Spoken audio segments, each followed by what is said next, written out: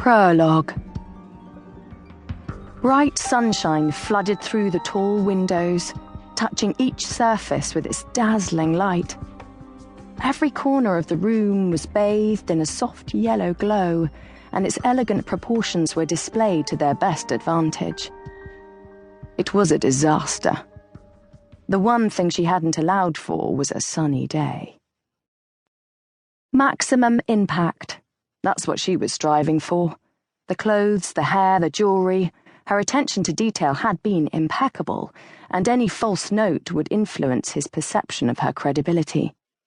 But instead of completing the illusion by creating subtle lighting and atmospheric shadows, the room was more akin to a floodlit stage. It was the end of October in London. It was supposed to be raining. She didn't know what to do. Should she close the curtains? No, that would never work. Too obvious by far, and he wouldn't like it.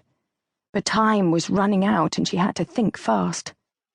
She adjusted everything quickly until she was sure it was as perfect as it could be, angling a wing-back leather armchair so that it almost faced the door, sufficient that she could see his face without turning her head, but not straight on. That would give her nowhere to hide. And the light from the window had to be behind her, of course, throwing her face into enough shadow to disguise anything that her eyes might inadvertently reveal.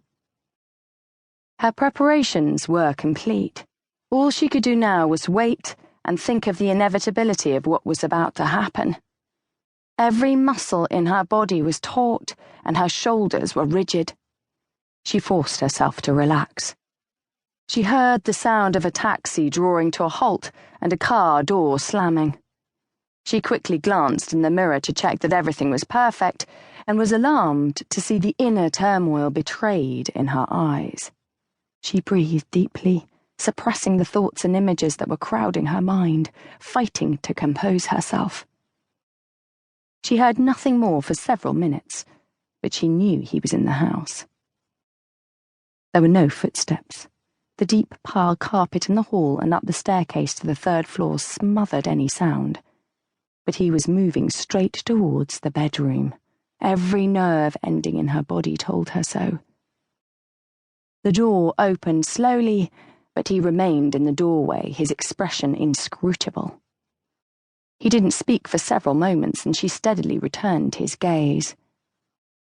Nobody could deny that he was a handsome man. His tailored black suit hung perfectly on his tall, lean frame, and his grey-flecked hair was as immaculate as always. He looked every inch the successful man that he was. It was no wonder the media loved him so much. Finally, he smiled, the curve of his lips suggesting only the slightest trace of the victory he was no doubt feeling. Her heart jerked unsteadily, but her eyes didn't falter. "I knew you'd come." He paused, and his glance raked her body. "You really had no choice, did you?"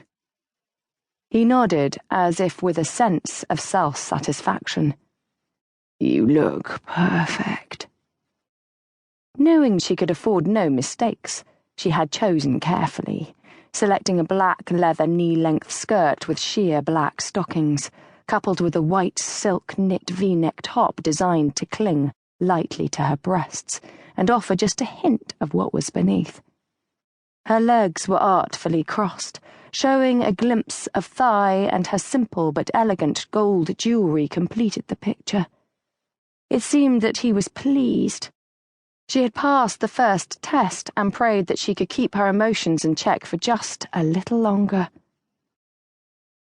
"Why the gloves?" he asked, noticing for the first time the elbow-length black silk gloves she was wearing. "I thought you'd like them." He smiled again, and she knew he was mocking her. "And you were right." He pointed to the ice bucket that she had placed on the marble-topped console table, together with 2 flutes.